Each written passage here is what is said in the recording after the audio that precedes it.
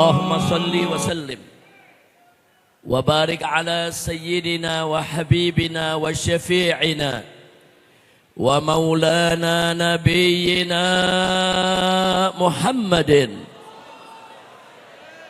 وعلى آله الطاهرين الطيبين وأصحابه الغر الميامين ومن تبعهم بإحسان إلى يوم الدين. أما بعد، سيادة الحبائب الشرفاء وسعادة العلماء الفضلاء وجميع الحاضرين والحاضرات الأحباء الأعزاء رحمكم الله. في هذه المناسبة السعيدة وبمثل هذا الاجتماع المبارك في هذا المكان الشريف، لا أنسى أن أوصيكم جميعا ونفسي بتقوى الله وبطاعة رسول الله صلى الله عليه وسلم. فنسأل الله سبحانه وتعالى أن يهدينا إلى صراطه المستقيم ويجعلنا من المتقين ويدخلنا جنته جنة النعيم بحق سيد المرسلين والحمد لله رب العالمين. تقبل الله منا ومنكم فتقبل يا كريم ya Rabb. Satu kehormatan sekaligus satu kebahagiaan bagi saya pada kesempatan malam hari ini untuk yang kesekian kalinya setelah 9 tahun lamanya kita tidak berjumpa. Akhirnya dengan izin Allah subhanahu wa ta'ala pada malam hari ini kita bisa dipertemukan kembali di masjid yang mulia, di tempat yang penuh keberkahan, dalam rangka memperingati hari kelahiran seorang manusia besar yang memiliki nama besar, yang berjiwa besar dan punya sejarah yang besar karena dididik dan dibesarkan oleh yang maha besar, yaitu Allah subhanahu wa ta'ala. Jadi malam hari ini kita kumpul di tempat ini untuk memperingati maulid Nabi yang agung Sayyiduna Muhammad sallallahu alaihi wa alihi wa sahbihi wasallam. Semoga dengan kita kumpul di tempat ini pada malam hari ini menjadi penyebab turunnya rahmat dan barakah. Dan tidaklah nanti kita pulang dari tempat ini kecuali dosa kita semua diampuni oleh Allah, kesalahan kita dimaafkan, kesulitan kita dimudahkan, kesempitan kita dilapangkan, hidup kita dibahagiakan dari dunia hingga akhirat. Amin ya rabbal alamin. Di awal ini tentunya tidak lupa saya sampaikan salam penghormatan saya kepada segenap panitia penyelenggara yang telah bekerja keras untuk mensukseskan peringatan Maulid Nabi pada malam hari ini. Begitu juga seluruh pengurus daripada Masjid Al-Musannif yang kita cintai dan kita banggakan ini. Begitu juga para masyaikh, para alim ulama, para tuan-tuan guru yang pada malam hari ini saya lihat begitu banyak yang hadir. Yang tidak saya sebutkan satu persatu nama-nama beliau, tapi sedikit pun tidak mengurangi takrim dan ihtiram kita kepada mereka. Begitu juga kita sampaikan salam penghormatan ini kepada seluruh para tokoh, pimpinan ormas-ormas yang ikut hadir, ikut bekerja sama untuk melancarkan acara ini. Begitu juga para ustadz, pimpinan pondok-pondok pesantren, pimpinan masjid-masjid, pimpinan musola-musola, pimpinan majelis-majelis taklim. Mudah-mudahan semua para habaib, para tuan guru, para masyaikh, para ustadz, para ustazah yang hadir pada malam hari ini bersama kita dipanjangkan umurnya oleh Allah subhanahu wa ta'ala dalam taat dan ibadah, dalam sehat walafiat, dan selalu diberikan kemenangan dalam setiap langkah perjuangannya. Amin ya rabbal alamin. Kemudian secara khusus salam penghormatan ini saya sampaikan kepada kawan-kawan saya seperjuangan daripada pengurus maupun aktivis Front Persaudaraan Islam yang ada di Sumatera Utara ini, wabil khusus di kota Medan yang kita cintai ini. Kemudian juga saya sampaikan saya tidak sendiri datang, tapi saya didampingi oleh saya punya istri, saya punya anak, saya punya menantu. Begitu juga kawan-kawan perjuangan di sini ada Habib Muhsin bin Zaid Al-Attas. Beliau adalah salah satu majelis syura dari Dewan Pimpinan Pusat Front Persaudaraan Islam. Dan di sini ada sahabat kawan lama saya, Ustadz Hajarullah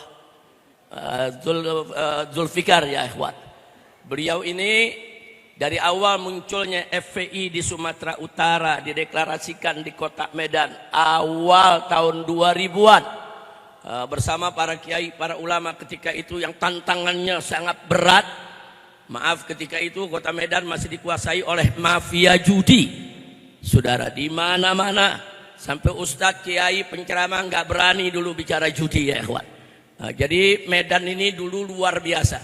Tapi saudara, semakin hari gerakan Islam, gerakan perjuangan Islam semakin tumbuh subur, semakin kuat, semakin bagus, semakin bersatu, sehingga Medan yang sekarang ini luar biasa, kibaran bendera gerakan Islamnya itu melambai kemana-mana ke seluruh negara tercinta Indonesia.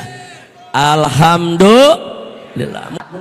Seterusnya Medan Sumatera ini saudara, Allah jadikan sebagai wilayah salehah, wilayah thayyibah, wilayah mubarakah. Amin ya rabbal alamin.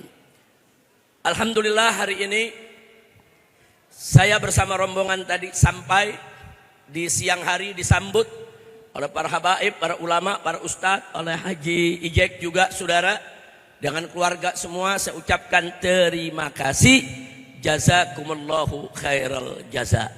Baiklah ya ikhwan, sebagaimana sama kita maklumi, pada malam hari ini kita kumpul dalam rangka tablik akbar memperingati Maulid Nabi besar Muhammad sallallahu alaihi wasallam.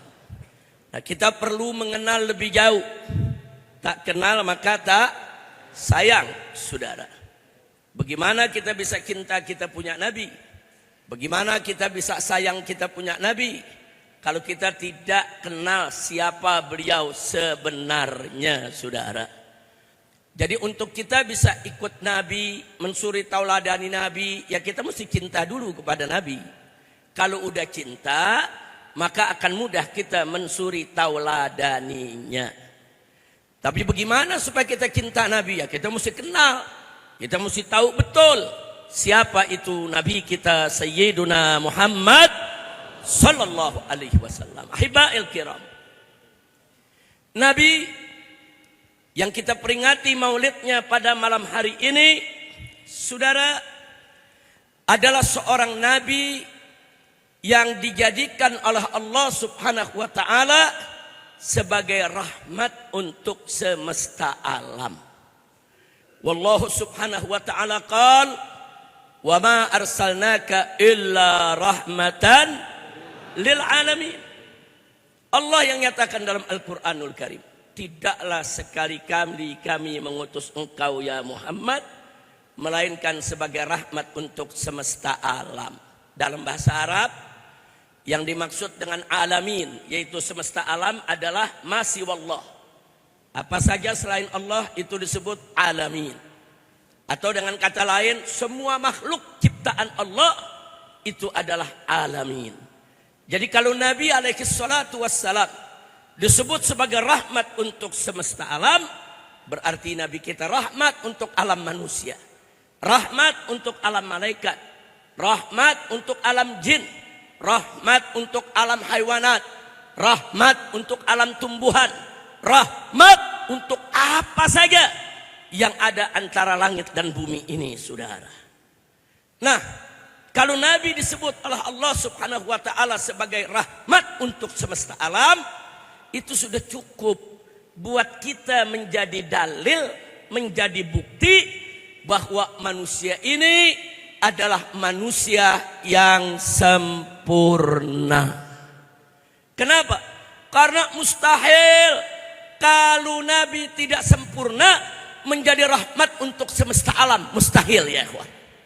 Nabi menjadi rahmat untuk semesta alam, dijadikan oleh Allah sebagai rahmat untuk semesta alam karena beliau sempurna. Karena itu jangan pernah sekali-kali seorang muslim, saudara, meragukan akan kesempurnaan kepribadian, perilaku, akhlak, saudara, dari Nabi kita Muhammad sallallahu alaihi wasallam. Nabi yang kita peringati maulidnya pada malam hari ini adalah seorang Nabi yang sudah diberikan sertifikat ilahi, syahadatun ilahiyah. Tentang apa? Tentang keagungan akhlaknya.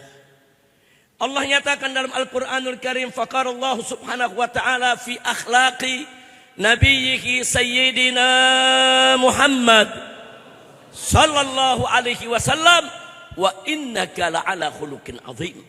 Sesungguhnya engkau ya Muhammad sungguh berada di atas akhlak yang azim, atau sungguh betul-betul memiliki akhlak yang azim. Allah enggak sebut di situ akhlak yang hasan, yang baik. Allah enggak sebut di situ akhlak yang indah, tapi yang Allah sebut adalah akhlak yang azim. Azim artinya agung. Jadi kalau dikatakan akhlak yang azim, saudara, akhlak yang betul-betul indah, betul-betul bagus, itulah yang dimaksud dengan akhlak sempurna. Dan yang memberikan pernyataan ini, saudara, adalah Allah. Allah yang maha mengetahui apa yang dilakukan oleh Nabi di depan umatnya, apa yang diucapkan oleh Nabi di hadapan umatnya. Allah yang maha mengetahui apa yang dilakukan oleh Nabi di belakang umatnya, dan apa yang dikatakan oleh Nabi di belakang umatnya. Bahkan Allah yang maha mengetahui tentang apa saja yang ada di benak dan pikiran Nabi alaihi salatu wassalam. Allah yang maha tahu itulah, saudara, yang memberikan kesaksian syahadat. Makanya tadi saya katakan ini syahadatul ilahiyah. Ini sertifikat ilahi yang gak main-main. Allah subhanahu wa ta'ala yang maha sempurna tersebut, saudara, yang maha mengetahui tersebut, yang memberikan kesaksian bahwa Muhammad akhlak yang azim, akhlak yang sangat agung dan sempurna. Alhamdulillah. Nah, sekali lagi saya mau nyatakan di sini, ayat ini pun seperti ayat yang tadi, saudara, juga menjadi dalil, menjadi bukti kuat buat kita semua tentang kesempurnaan Nabi alaihi salatu wassalam. Karena kalau akhlak Nabi tidak sempurna, kalau akhlak Nabi banyak kekurangan, kalau perilaku Nabi banyak cacat, banyak aibnya, saudara, mustahil Allah memberikan kesaksian wa innaka la'ala khuluqin azim. Mustahil. Jadi ayat ini pun juga menjadi dalil bahwa Nabi adalah al-insanul kamil, manusia yang sempurna. Alhamdulillah. Baik ya ikhwan. Nabi yang kita peringati maulidnya pada malam hari ini adalah seorang Nabi, saudara, yang kita diperintahkan oleh Allah untuk memberikan totalitas ketaatan, totalitas kepatuhan kepada Nabi alaihi salatu wassalam. Atau dengan kata lain, kita wajib taat kepada Nabi dengan ketaatan yang mutlak. Itu kalau taat mutlak berarti udah nggak usah pakai ditanya lagi, nggak usah pakai ragu bimbang lagi, saudara. Pokoknya apa aja yang diajarkan Nabi kerjakan, apa saja yang dilarang oleh Nabi tinggalkan, selesai, saudara, sempurna. Maka itu Allah nyatakan dalam Al-Quranul Karim, faqala ta'ala, ya ayyuhalladzina amanu athi'ullah wa athi'ur rasul wa ulil amri minkum. Sadaqallahul azim. Ayat ini, saudara, dibedah oleh para ulama tafsir kita, saudara. Di situ Allah menyatakan, ya ayyuhalladzina amanu, hei orang-orang yang beriman. Jadi siapapun di antara kita yang merasa punya iman, yang beriman kepada Allah Subhanahu wa taala, wajib untuk merasa terpanggil oleh ayat ini, Saudara. Jadi Allah menyerukan ya ayyuhalladzina amanu. Ini kalau ulama-ulama ahli tafsir mengatakan ini adalah an-nidaul habib. Ini seruan yang penuh cinta, Saudara. Allah menyerukan hamba-hambanya yang beriman dengan seruan yang penuh cinta dan kasih sayang. Ya ayyuhalladzina amanu, hei orang-orang yang beriman. Atiullah, taatilah olehmu Allah Subhanahu wa taala. Wa atiur rasul, dan taatilah olehmu Rasulullah sallallahu alaihi wasallam. Wa ulil amri minkum. Begitu ulil amri, Allah enggak sebut lagi wa atiu, cuma diatofkan saja, Saudara. Wa ul ataf. Jadi kalau terjemah bahasa Indonesianya, taatilah Allah dan taatilah Rasulullah, dan dalam kurung taati juga ulil amri minkum, yaitu ulil amri daripada kamu sekalian. Siapa itu ulil amri? Kebanyakan ulama mengatakan ulil amri itu adalah ulama dalam urusan agama dan akhirat, umara dalam urusan dunianya. Jadi ulama dan umara adalah ulil amri kita semua. Nah, Saudara, kita diperintahkan taat kepada Allah dan taat kepada Rasul, dan juga taat kepada ulil amri. Tapi ada perbedaan antara ketiga ketaatan ini, Saudara. Taat kepada Allah sifatnya mutlak. Artinya bersifat mutlak, apa saja yang Allah haramkan ya haram. Enggak perlu lagi kita perdebatkan, Saudara. Apa saja yang Allah wajibkan ya wajib. Enggak boleh kita tolak, Saudara. Itu namanya taat yang mutlak. Apa saja yang Allah perintahkan kerjakan, apa saja yang Allah larang tinggalkan, titik. Enggak usah banyak bertanya, enggak usah ragu, Saudara. Itu namanya taat mutlak. Kenapa taat kepada Allah mutlak? Karena Allah mustahil salah. Catat baik-baik, Allah mustahil salah karena Allah maha sempurna. Yang kedua, wa atiur rasul, dan taatilah Rasulullah. Sepakat para ulama, taatilah Rasulullah juga bersifat mutlak. Dalilnya ada ayat lain yang Allah nyatakan, faqala ta'ala wa ma atakumur rasulu fakhudhuhu wa ma nahakum anhu fantahu. Apa saja yang diberikan oleh Rasulullah kepada kamu, ambil. Dan apa saja yang dilarang oleh Rasulullah, tinggalkan, jauhkan. Saudara, jadi jelas ternyata taat kepada Rasulullah juga taat yang mutlak. Apa saja yang Nabi suruh kerjain, apa saja yang Nabi larang, stop, jangan dikerjain, titik. Mutlak. Kenapa mutlak? Karena Nabi maksum, mustahil Nabi salah dalam menyampaikan risalah. Mustahil Nabi itu salah, Saudara, di dalam menyampaikan syariat dari Allah Subhanahu wa taala. Karena itu taat kepada Nabi mutlak. Nah, di sini, Saudara, saya mau garis bawahi dulu sebelum kita masuk ke ulil amri. Apa yang mesti digaris bawahi, Saudara? Nabi wajib kita taati secara mutlak. Ini sekaligus menjadi bukti lain, dalil lain buat kita bahwa beliau adalah manusia sempurna. Karena kalau beliau itu tidak sempurna, mustahil kita disuruh mentaati secara mutlak. Nggak mungkin. Kalau Nabi tidak sempurna, banyak celah, banyak cacat, banyak aibnya, mustahil kita diperintahkan untuk taat secara mutlak, Saudara. Kalau kita sudah diperintah oleh Allah taati Nabi secara mutlak, berarti ada jaminan dari Allah bahwa Nabi maksum, suci, mustahil salah dalam menyampaikan risalah. Sallu ala Nabi.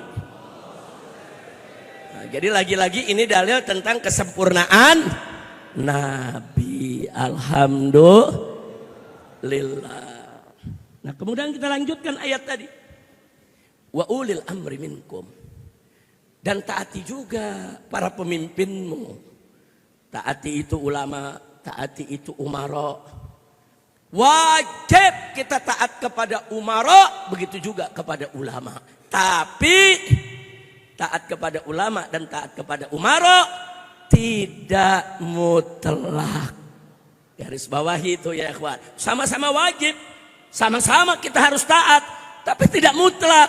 Artinya tidak mutlak, saudara, kita wajib taat kepada mereka selama mereka tidak mengajak kita untuk melawan Allah dan Rasulnya. Dan kalau mereka coba-coba mengajak kita untuk melawan Allah dan Rasulnya, haram untuk kita taati, saudara. Kenapa? Karena ulama maupun umara tidak maksum. Sebersih-bersih mereka pasti punya salah, saudara. Sehebat-hebat mereka pasti punya kekurangan, saudara. Sehingga mentaati mereka enggak mutlak, tapi pakai syarat. Taati mereka selama mereka taat kepada Allah dan Rasulnya. Tapi kalau mereka sudah tidak mau taat kepada Allah dan Rasulnya, enggak wajib untuk kita taati, saudara. Dalam hadis, saudara, tegas Nabi mengatakan, la ta'ata li makhluqin fi maksiatil khaliq, innama ta'ah fil ma'ruf. La ta'ata li makhluqin. Tidak ada taat kepada makhluk yang manapun juga. Fi maksiatil khaliq, dalam maksiat kepada sang pencipta. Enggak ada taat kepada atasan untuk maksiat kepada Allah. Haram. Nah, ini mesti dengar oleh semua umat Islam, saudara. Umat Islam yang manapun, jangan dikit-dikit, ini kan suruhan atasan, ini perintah atasan, ini saya disuruh atasan, ini perintah atasan. Kalau atasan memerintahkan kita dengan sesuatu yang bertentangan dengan hukum Allah dan Rasulnya, haram untuk kita taati, saudara. Takbir. Sallu ala nabi. Nah, jadi kalau ulama, saudara, menyampaikan fatwa yang lurus sesuai Al-Quran dan As-Sunnah. Kalau ulama mengajak kita ke jalan yang benar. Kalau ulama menyebarkan ilmu yang tidak bertentangan dengan ajaran Allah dan Rasulnya, wajib untuk kita taati mereka. Dan sebaliknya, kalau ulama memutarbalikkan ayat dan hadis, kalau ulama mengharamkan yang halal, menghalalkan yang haram, saudara, kalau ulama sudah menjual ayat-ayat Allah dan hadis-hadis Nabi hanya untuk urusan dunianya, haram untuk kita taati, saudara. Takbir. Sallu ala nabi. Begitu juga umara. Kalau umara membuat undang-undang, membuat keputusan, membuat regulasi, membuat kebijakan, membuat aturan, saudara, yang tidak bertentangan dengan Al-Quran dan As-Sunnah, yang tidak melanggar syariat yang dibawa oleh Nabi alaihi salatu wassalam, yang tidak membahayakan rakyat, bangsa dan negara, saudara, betul-betul dia buat undang-undang yang bagus, wajib untuk kita taati, saudara. Soal kita suka atau benci itu urusan lain, saudara. Tapi soal taat kepada pemimpin yang tidak melanggar aturan Allah dan Rasulnya, hukumnya adalah wajib. Tapi sebaliknya, manakala ada umara yang membuat aturan, mengambil kebijakan, saudara, yang bertentangan dengan aturan Allah dan Rasulnya, bertentangan dengan Al-Quran dan As-Sunnah, saudara, membahayakan agama, membahayakan rakyat, bangsa dan negara, saudara, maka haram untuk kita mentaati mereka. Takbir. Yang di belakang udah teriak bakar. Saya dengar tuh barusan ada yang teriak bakar. Kayaknya lagi zaman bakar-bakaran. Innalillahi wa inna ilaihi raji'un. Tunggu dulu, ini baru gigi 1. Lu baru gigi 1 udah teriak-teriak bakar. Bagaimana kita masuk gigi 7? Udah dah, sampai sini aja dah ceramahnya dah. Masya Allah, lanjut. Lanjut. Tunggu, lu jangan teriak bakar dulu. Sabar. Jadi intinya saya mau tanya sekarang nih semua saya mau tanya. Kalau ulama dan umara lurus ikut Allah dan Rasulnya, wajib tidak kita taati? Wajib tidak kita taati? Tapi kalau ulama dan umara menyimpang dari ajaran Allah dan Rasulnya, bahkan menyesatkan umat, saudara, Saya mau tanya, saudara, wajib tidak untuk kita taati? Wajib tidak? Yang begitu biarkan atau lawan? Biarkan atau lawan? Takbir. Sallu ala nabi. Nah, jadi saudara, Nabi yang kita peringati pada malam hari ini bukan sembarang manusia. Basyarun lakal basyari. Dia adalah seorang manusia yang tidak sama seperti manusia yang lainnya. Manusia yang maksum, yang dijaga Allah, yang dilindungi Allah, saudara. Dan manusia yang Allah nyatakan dalam Al-Quran, mayyuti'ir rasul faqad ata Allah. Barang siapa yang mentaati Rasul, berarti dia taat kepada Allah. Masya Allah. Ini dalil lagi nih buat kita nih ya. Dalil apa? Allah menyatakan siapa yang taat kepada Nabi berarti dia taat kepada Allah. Mayyuti'ir rasul faqad ata Allah. Enggak tanggung-tanggung saudara. Bukti apa? Ini bukti kesempurnaan Nabi. Kalau beliau tidak sempurna, kalau beliau banyak salah, banyak cacat saudara, mustahil taat kepada beliau sama dengan taat kepada Allah. Ini Allah yang menyatakan taat kepada Rasul berarti taat kepada Allah. Manusia yang dinyatakan oleh Allah taat kepadanya sama dengan taat kepada Allah subhanahu wa ta'ala. Bukan sembarang manusia. Dia adalah al-insanul kamil, manusia yang sempurna. Dialah Nabi kita Sayyiduna Muhammad sallallahu alaihi wasallam. Alhamdulillah. Senang tidak punya Nabi sempurna? Bersyukur tidak? Beriman kepada Nabi? Percaya kepada Nabi? Cinta kepada Nabi? Takbir. Sallu ala Nabi. Nah saudara, kenapa sih Nabi bisa begitu sempurna? Oh tadi sudah kita jawab, Nabi maksum, dilindungi Allah. Tapi ada hal lain yang mesti kita ketahui saudara. Apa yang mesti kita ketahui? Muncul pertanyaan. Kenapa ya? Begitu Nabi lahir saudara, masih dalam kandungan ibunya, ayahnya sudah meninggal dunia. Begitu dilahirkan, umurnya masih sangat muda saudara. Ibunya meninggal dunia. Kemudian tumbuh besar, belum mencapai usia remaja, kakeknya yang merupakan tokoh masyarakat Quraisy meninggal dunia juga, Abdul Muthalib. Kok kalau kita perhatikan periodenya terus ditinggal saudara, sama orang-orang kuat yang mestinya menjadi pembimbingnya. Rahasianya saudara ada pada hadis Nabi alaihi salatu wassalam, tatkala beliau mengatakan qad adabani rabbi fa ahsana ta'dibi. Allah sudah mendidik aku adab, mendidik aku akhlak, mendidik aku budi pekerti. Allah yang langsung mendidikku. Fa ahsana ta'dibi. Makanya didikanku adalah didikan yang terbaik.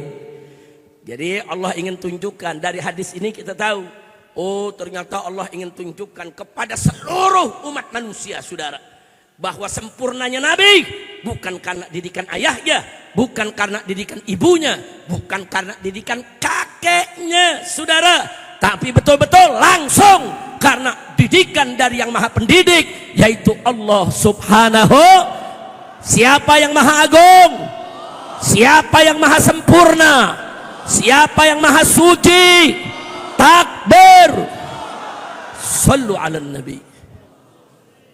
Nah jadi saudara, oh pantas Nabi sempurna, dididik langsung saudara sama Allah.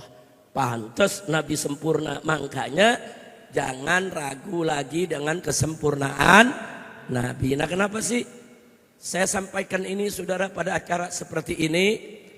Karena belakangan ini ada oknum-oknum pejabat kita saudara, ada kepala daerah, ada anggota dewan. Saya dengar sendiri, saya lihat sendiri, saya saksikan sendiri saudara pada rekaman video mereka yang viral kemana-mana. Seenaknya mereka bilang, gak ada itu manusia yang sempurna. Semua manusia itu pasti punya salah, punya dosa. Termasuk Nabi Muhammad pun gak sempurna. Kurang ajar saudara. Bakarnya lebih kencang. Tunggu dulu. Ini baru gigi 1,5. Lanjut. Lanjut. Nah saya mau tanya saudara, kalau ada oknum-oknum pejabat bicara seperti itu, ngawur tidak? Ngawur tidak? Sesat tidak? Hati-hati kalau ada yang mengucapkan seperti itu dengan sengaja saudara untuk merendahkan Nabi, saudara hukumnya murtad, keluar dari Islam saudara. Nah saya khawatir karena yang bicara pejabat, yang bicara tokoh, masyarakat didengar sama anak-anak muda. Nanti anak-anak muda menjadikannya sebagai pegangan. Oh kalau gitu Nabi nggak sempurna juga. Nah maklum Gen Z ini saudara, sebagaimana kita ketahui saudara, ini sekarang ini mereka mudah menyerap informasi, segala macam informasi, digegap gempita daripada revolusi teknologi medsos. Nah kalau anak-anak muda kita saudara tidak ada di bawah bimbingan syekh, bimbingan guru, bimbingan ustadz, dengan mudah mereka bisa terpengaruh dengan ucapan-ucapan yang sesat menyesatkan seperti itu. Betul? Nah begitu saya mau tanya, menjaga generasi muda kita wajib tidak? Wajib tidak? Nah makanya kepada para pejabat, kalau nggak ngerti agama jangan ngomong agama. Kalau nggak tahu agama jangan sok pinter agama. Urus saja bidangnya, betul? Betul? Nah akhirnya ucapannya jadi ngawur dan itu bisa menimbulkan keonaran dan kegaduhan. Nah baiklah saudara, kalau kita sudah tahu sedemikian rupa tentang kita punya Nabi alaihi salatu wassalam, maka saya akan bawakan satu ayat lagi saudara, tentang kesempurnaan kita punya Nabi, hebatnya kita punya Nabi saudara. Dan ini sering kita bacakan kalau kita lagi memperingati Maulid.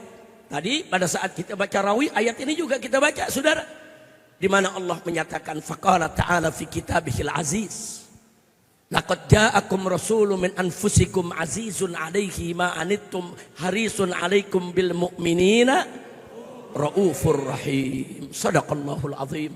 Luar biasa saudara. Allah nyatakan di sini laqad ja'akum, telah datang kepada kamu sekalian, hei umat manusia, hei bangsa Arab, yang saat itu ayat itu diturunkan di sana saudara. Hei orang-orang yang beriman, telah datang kepada kamu sekalian min anfusikum, dari jenis kamu sendiri, sama-sama manusia. Tapi manusia ini bukan malaikat, bukan jin, min anfusakum, min anfusikum, dari jenis kamu sendiri. Bahkan ada satu riwayat qiraah yang lain menyebutkan min anfasikum. Min anfasikum artinya dari yang bagus di antara kamu, saudara. Cuman memang qiraah mutawatirahnya min anfusikum, saudara. Jadi Allah udah kasih tahu telah datang kepada kalian rasulun, seorang rasul. Laqad ja'akum rasulun min anfusikum. Rasul yang bagaimana? Allah kasih tahu sifatnya, azizun 'alaihi ma anittum. Azizun 'alaihi ma anittum. Artinya saudara, azizun 'alaihi, dia merasa terbebani dengan beban yang sangat berat, ma anittum, dari apa-apa yang kamu derita. Dengan kata lain artinya Allah ngasih tahu ini bukan sembarang manusia. Manusia yang suka duka kita menjadi suka duka dia saudara. Sedihnya kita sedihnya dia, derita kita derita dia, sakitnya kita sakitnya dia. Allah yang kasih tahu ini manusia yang luar biasa saudara. Azizun 'alaihi ma anittum harisun 'alaikum, dan dia sangat peduli kepada kamu. Harisun 'alaikum, peduli kepada kamu. Dia menginginkan kamu semua bahagia, selamat dunia akhirat. Allah yang kasih tahu sifatnya Nabi, bukan sembarang Nabi ini saudara. Nabi yang merasa terbebani dengan penderitaan kita semua, suka duka kita, suka duka beliau saudara, dan beliau sangat peduli dengan kebahagiaan kita. Nggak sampai di situ, bil mu'minina raufur rahim, dan terhadap orang-orang yang beriman rauf rahim. Rauf nama Allah, Rahim nama Allah. Kedua nama ini Allah berikan untuk nabinya saudara. Jadi manusia yang satu ini Rasul yang aku utus, dalam ayat itu Allah menyatakan saudara adalah seorang Rasul yang punya sifat Rauf dan Rahim terhadap orang yang beriman. Rauf dari kata ra'fah, Rahim dari kata rahmah. Apa sih bedanya? Kalau rahmah umum kita tahu cinta dan kasih sayang saudara. Lalu apa pengertian daripada ra'fah? Ra'fah orang yang kagak tegaan saudara. Kalau dalam bahasa Indonesia disebut welas asih. Saudara, kalau dalam bahasa umum disebut kagak tegaan. Tahu kagak tegaan kan ya? Tahu kagak tegaan, baunya ngelihat orang kesian aja. Baunya kalau ngelihat orang pengen ngebantu aja. Baunya kalau ngelihat orang tersentuh hatinya. Itu kita punya Nabi saudara. Nah sekali lagi ayat ini juga menjadi dalil. Kalau manusia ini tidak sempurna saudara, Allah nggak kasih dua namanya buat beliau saudara. Allah yang langsung menghadiahkan dua namanya. Bil mu'minin dia Rauf, dia Rahim. Masya Allah. Kalau ini manusia nggak punya sifat yang sempurna, mustahil Allah puji sampai setinggi itu saudara. Nah, alhamdulillah. Jadi ini sekali lagi juga dalil kalau Nabi itu manusia yang sempurna. Nah di sini kalau para kiai, para ustadz, para ustazah, begitu juga para santri-santri yang mengaji, kalau ingin mendalami soal ini baca kitab Asy-Syifa Bita'rif Huquqil Mustafa karangan Al-Imam Al-Qadhi Iyad radhiyallahu taala anhu. Nah, di dalam kitab tersebut saudara, beliau ringkikan satu persatu keutamaan Nabi yang menunjukkan kesempurnaannya. Lengkap dengan dalil dari Al-Quran maupun As-Sunnah saudara. Nah ini perlu dibaca oleh umat Islam kalau ingin mengenal lebih jauh tentang nabinya. Atau ada lagi satu kitab yang dikarang oleh saya punya guru, almarhum wal maghfurullah abuya As-Sayyid Muhammad bin Alwi Al-Maliki Al-Hasani yang hidup di Mekah dulu saudara. Beliau mengarang sebuah kitab dengan judul Muhammad Al-Insanul Kamil, Muhammad manusia yang sempurna.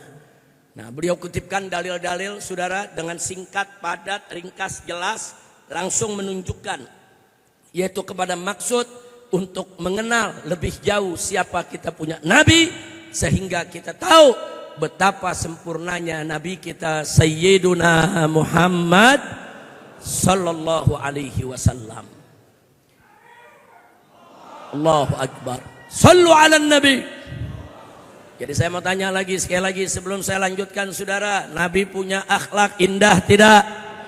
Bagus tidak? Sempurna tidak? Sempurna tidak? Sempurna tidak? Sallu ala nabiyikum Muhammad. Allahumma salli wa sallim ala sayyidina Muhammad wa ala alihi wa sahbihi ajma'in. Nah sekarang yang berikutnya saudara, kita udah tahu tuh Nabi begitu sempurna. Nah bagaimana manusia yang sempurna ini di dalam memimpin umatnya? Ini pelajaran buat ulama, buat umaro, juga buat umat saudara, buat generasi muda. Yang bukan nggak mungkin besok di kemudian hari anak-anak muda ini yang ada di Masjid Musannif ini saudara, besok ke depan ada yang jadi pemimpin umat, baik menjadi ulama ataupun umaro. Bukan tidak mungkin dari yang hadir di sini besok ada yang jadi gubernur, ada yang jadi presiden, ada yang jadi pimpinan DPR, MPR, ada yang menjadi jenderal saudara, ada yang menjadi ulama besar. Amin ya rabbal alamin. Nah Nabi alaihi salatu wassalam mengajarkan kepada kita sebagaimana beliau diajarkan oleh Allah subhanahu wa ta'ala, bagaimana cara memimpin umat.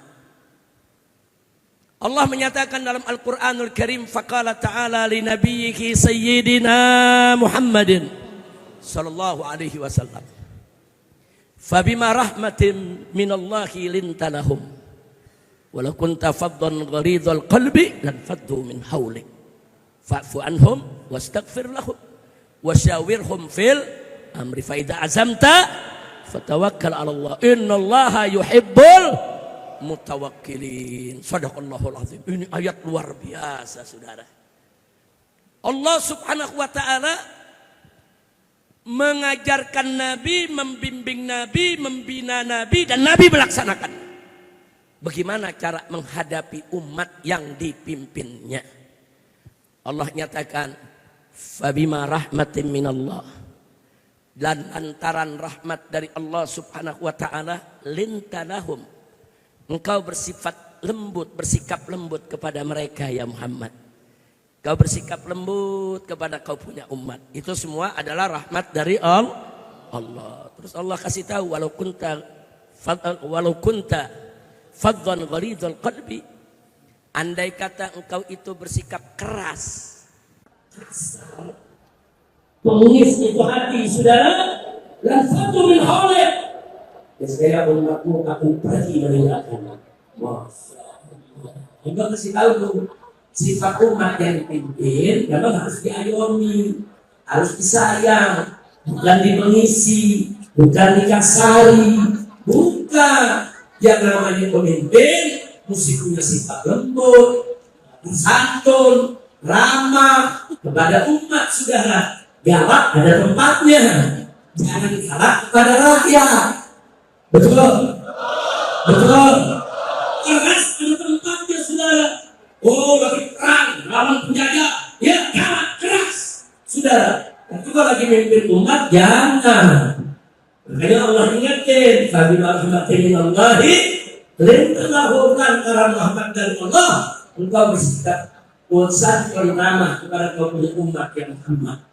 Walaupun tafadhal walidul qalbi, walaupun tafadhal, kalau engkau bersikap keras, kasar, sudah walidul qalbi, walid, sudah artinya keras, sudah.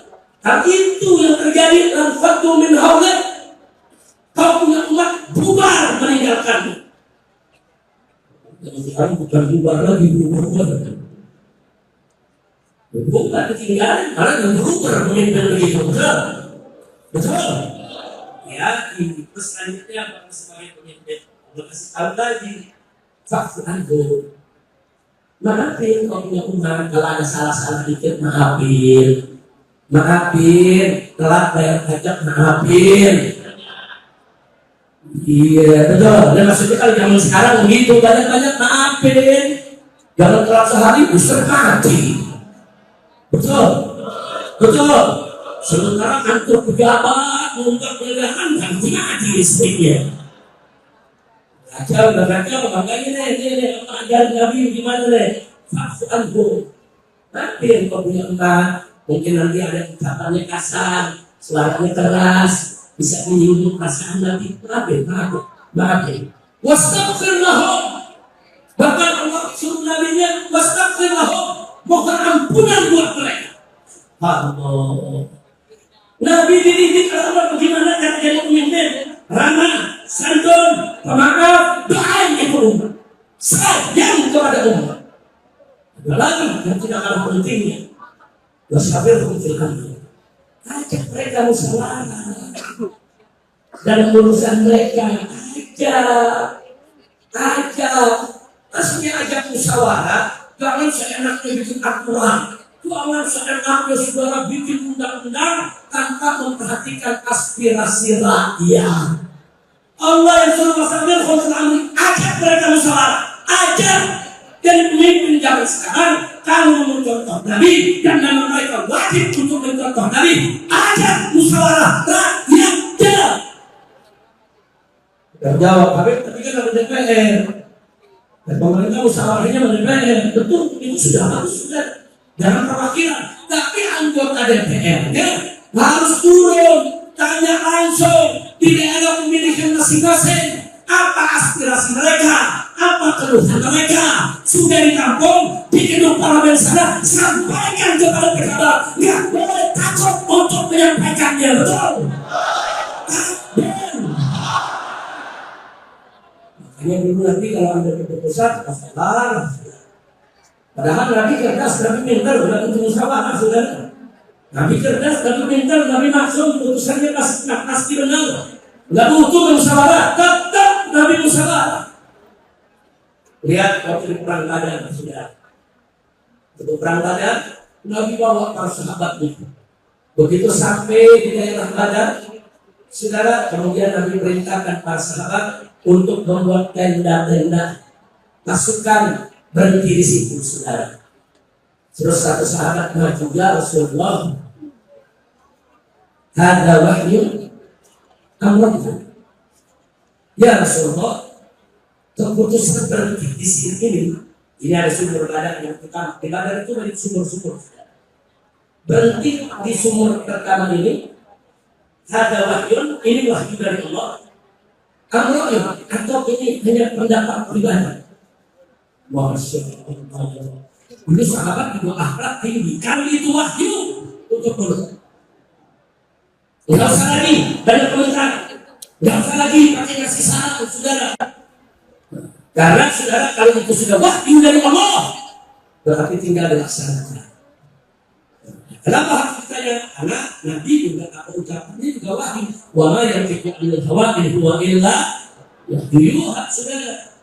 Tapi kadang-kadang ada pendapat-pendapat pribadi Nabi sebenarnya. Sekarang kalian sahabat, ini wahyu atau ya Rasul. Kalau ini wahyu, sami dan wata. Tapi kalau ini rakyun, kalau boleh, kami juga punya pendapatnya kami besar kali. Tuh, kalau Nabi katakan silakan sampaikan wahyunya, silakan. Kalau tidak, ya. Berarti itu juga sudah putusan Nabi sudah. Ternyata Nabi mengatakannya, ini hanya pendapat pribadi itu, apa punya pendapat apa? Disampaikan ya Rasulullah. Itu ada sumber terakhir badan. Mestinya kita berhenti di sana, sehingga seluruh sumur yang ada di medan badan ini dikuasai oleh kita sebelum musuh datang. Sebab kalau musuh datang lebih dulu, mereka kuasai sumur-sumur tersebut, maka kita sendiri yang akan kesulitan menghadapi kehausan pasukan. Nabi langsung berdiri, diterima, diperintahkan kepada semua sahabat, ayo berdiri, berangkat, di sana kita berkemah. Musyawarah bukan? Musyawarah bukan? Saya bertanya kepribadian Nabi kita, menghargai para sahabatnya, bagus tidak? Indah tidak? Takbir. Yang kedua, saya kasih tahu, di mana musyawarahnya Nabi? Waktu mau perang Uhud, di perang Badar, Allah kasih umat Islam. Akhirnya orang-orang kafir di kota Mekah dendamnya membara. Kenapa bisa kalah melawan pasukan Muhammad? Karena mereka merasa lebih kuat, pasukan lebih banyak, senjatanya lebih lengkap. Mereka tidak terima itu kekalahan, saudara. Maka itu dilakukan mobilisasi, penggalangan pasukan, saudara, perlengkapan persenjataan tempur untuk menyerang Madinah, saudara. Nah, begitu Nabi dengar, Nabi kumpulin sahabat lagi. Apa kata Nabi alaihi salatu wassalam? Ini orang-orang kafir marah, mau dendam, mau datang lagi dengan pasukan yang berlipat ganda, dengan senjata yang lengkap. Bagaimana? Orang-orang tua, sahabat-sahabat Nabi yang senior seperti Sayyidina Abu Bakar, Umar, Utsman radhiyallahu anhum, mereka punya pendapat, ya Rasulullah, kita sudah banyak makan asam garam, kita nih sudah banyak makan merasakan pahit manisnya perjuangan. Kita juga pengalaman bagaimana itu pertempuran. Karena itu ya Rasulullah, kami mengusulkan sebaiknya kita bentengi diri saja di kota Madinah. Kita bentengi diri kita di Madinah, kalau mereka datang kita lawan. Saudara, ini pendapat golongan tua. Terus Nabi tanya yang muda-muda. Ada Ali, ada Zubair, Tolha, saudara yang muda-muda nih. Saudara, Nabi tanya kepada yang muda-muda, bagaimana pendapatnya? Waduh. Udah tahu jawaban, emang Gen Z begitu ya, kawan? Saudara, begitu yang muda-muda bilang, ya Rasulullah, kita ini kan berjihad, tujuan kita ya menang, ya mati syahid. Nggak ada tuh kata kalah. Karena itu kenapa harus kita tunggu di Madinah? Kita sambut mereka di medan tempur. Anak muda, Sayyidina Ali dan kawan-kawan yang muda begitu, udah kita mati syahid lah. Saudara, terjadi perdebatan dengan orang tua. Kata orang tua, jangan begitu. Kalau kita punya kemampuan gak cukup, kita paksakan diri, itu namanya bunuh diri. Anak-anak muda bilang, enggak bunuh diri, mati syahid. Anak muda. Nah kira-kira orang dulu sama sekarang tua muda sama gitu? Sama. Orang tua punya pendapat begitu karena pengalaman. Lebih hati-hati. Anak muda belum pengalaman, emang lebih jos. Begitu, betul? Betul? Apa sikap Nabi, saudara? Nabi lihat tuh banyak anak-anak muda deh, di dalam masjid, saudara. Ada orang-orang tua yang muda-muda semangat kayak barusan tuh, udah takbir, bakar. Cuman dulu nggak ada bakarnya, saudara. Akhirnya Nabi memutuskan alaihi salatu wassalam ikut pendapat yang muda. Sudah, kalau begitu kita sambut mereka di medan Uhud, di medan tempur. Singkat cerita, setelah musyawarah diatur bagaimana nanti strateginya di medan Uhud, saudara. Kemudian Nabi punya persiapan perang. Nah, waktu Nabi ke rumahnya mempersiapkan diri, yang tua-tua negor sama yang muda. Kurang lebih nih kalau bahasa sekarang, lu sih. Ini gara-gara ente nih yang muda-muda nih. Sebetulnya Nabi setuju sama kita. Sebetulnya Nabi sama kita nih sama pengalaman, sama tahu bahayanya. Cuman ente-ente nih yang muda-muda terlalu menggebu-gebu. Akhirnya Nabi jadi ngikutin yang muda. Yang muda-muda digituin, sedih, saudara. Nyesel, apa iya mereka sudah maksa Nabi. Karena kesannya orang tua nuduh kalian maksa Nabi, saudara. Akhirnya anak-anak muda berembuk menghadap kepada Nabi. Ya Rasulullah, maafkan kami kalau kami terlalu demi Allah, apa yang kami sampaikan adalah hanya semangat keinginan untuk berjuang di jalan Allah. Tapi kalau engkau punya pendapat lain ya Rasulullah, kami tetap ikut. Sami'na wa ata'na. Nah, jadi kata mereka, kalau memang engkau minta kami ya bertahan aja di sini, ya kita bertahan ya Rasulullah. Apa jawab Nabi? La yambaghi li nabiyyin. Kata Nabi, enggak pantas bagi seorang nabi kalau sudah mengambil keputusan, sudah memakai baju perang, untuk mundur kembali dari putusannya. Subhanallah. Takbir. Sallu ala nabi. Akhirnya berangkat, saudara. Nah, para ulama, saudara, membahas soal ini. Kenapa Nabi memilih pendapat yang muda, padahal Nabi sendiri lebih cenderung kepada yang tua, saudara. Ada apa? Itulah strategi dakwah Nabi, saudara. Saudara, ini anak-anak muda ini subhanul yawm rijalul ghad. Pemuda hari ini adalah, saudara, pemuda hari ini adalah pemimpin di hari esok. Jadi Nabi nggak mau patahkan semangat mereka. Nabi nggak mau patahkan keinginan mereka, saudara. Karena Nabi tahu besok yang muda-muda ini yang akan melanjutkan dakwah, yang akan meneruskan dakwah. Jadi hati mereka tidak boleh disakiti, semangat mereka tidak boleh dipatahkan. Itulah tujuan Nabi kita Muhammad sallallahu alaihi wasallam. Takbir. Sallu ala nabi. Bagus tidak Nabi kita? Bagus tidak Nabi kita? Subhanallah. Jadi sekali lagi kembali kepada apa yang kita sampaikan tadi, bahwa Allah menceritakan kepada kita, saudara, bagaimana Allah membimbing Nabi sebagai pemimpin, saudara. Bagaimana cara memimpinnya itu tadi. Fabima rahmati minallahi linta lahum. Lantaran rahmat dari Allah kau bersikap lembut, santun, ramah ya Muhammad. Walau kunta faddan ghalidhal qalbi, kalau engkau bersikap kasar atau keras hati, lan faddu min haulik, niscaya mereka akan meninggalkan engkau. Mabur semua, nggak ada lagi yang mau dengar Nabi, saudara. Karena itu kalau memimpin umat, kadang-kadang ada saja, saudara, mungkin ucapan umat yang nggak enak di kuping, protes, kritik. Apa kemudian Allah nyatakan? Fa'fu anhum, maafin mereka. Wastaghfir lahum, mohon ampun buat mereka. Wasawirhum fil amri, ajak mereka musyawarah untuk menentukan urusan, saudara. Nah, ini penting. Nah, sekarang kita masuk ke dalam kondisi yang aktual, faktual yang terjadi di negeri kita saat ini, saudara. Saudara, kita baru melihat kemarin ini, kita dipertontonkan dengan satu kejadian di berbagai daerah, bukan hanya di Jakarta.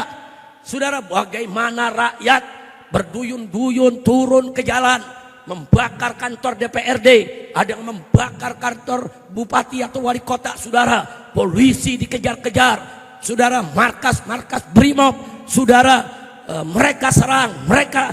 Akhirnya apa yang terjadi? Banyak korban berjatuhan. Bahkan ada anggota dewan yang rumahnya diserbu, hartanya dijarah. Nggak sampai di situ, bahkan rumah menteri ikut dijarah juga, saudara. Ada apa sedang terjadi di negeri kita? Jangan salahkan rakyat dulu, jangan salahkan yang kecil dulu, jangan salahkan yang demo dulu. Pelajari kenapa mereka seperti itu. Saudara, kalau ada pasien datang ke dokter mau berobat, saudara, tentu seorang dokter akan bertanya dulu, apa yang kamu rasa? Oh dokter, ini saya batuk-batuk. Oh bagaimana batuknya? Coba lihat, buka mulutnya, apakah kerongkongannya ada radang atau tidak. Dokter menyelidiki, saudara, apakah ini batuknya karena bronkitis, apakah batuknya ini karena, saudara, yaitu ada infeksi, apakah batuknya karena alergi atau lain. Diselidiki dulu sebabnya. Udah ketemu sebabnya, diobati, saudara. Itu penyebabnya, saudara. Kalau sudah diobati penyebabnya, insya Allah penyakitnya akan sembuh. Betul? Betul. Nah ini kalau rakyat di mana-mana teriak, di mana-mana protes, di mana-mana merasa sakit, di mana-mana menderita, saudara, tanya dulu, kenapa mereka bicara begini? Kenapa mereka bicara begitu? Tampung, cari solusi. Itu kalau mau mimpin negeri. Makanya pantas Allah katakan kepada Nabi, wasawirhum fil amri, ajak mereka musyawarah. Yang terjadi di negeri kita apa? Mari kita lihat. Ada ibu-ibu teriak protes, cabai mahal. Dijawab sama pejabat, nanam aja sendiri. Kacau gak? Ayo saya tanya, kalau pejabat jawab gitu, ngawur gak?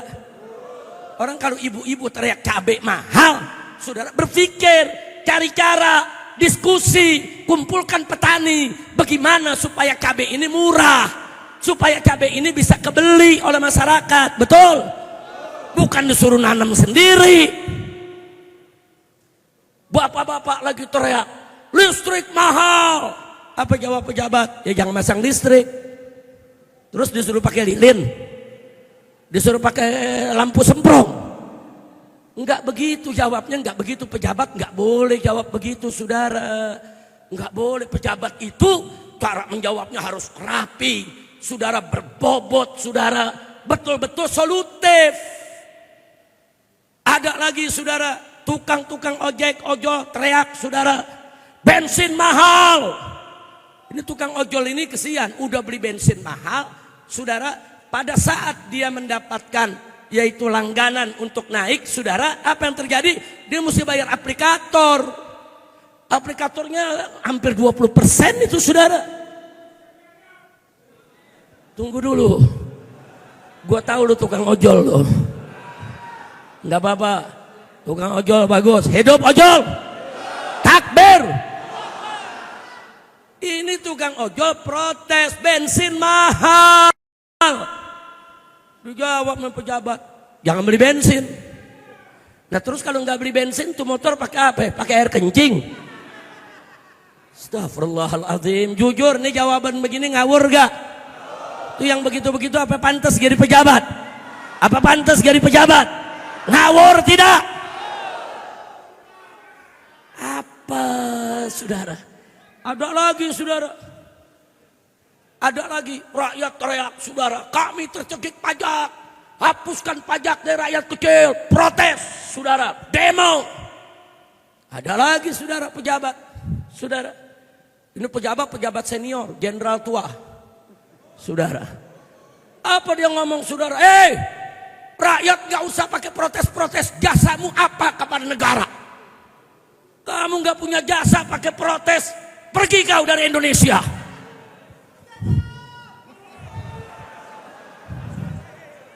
Pusing. Pusing gak? Pusing gak? Saudara, bukan begitu cara jawab. Betul. Betul. Orang kalau masyarakat teriak pajak,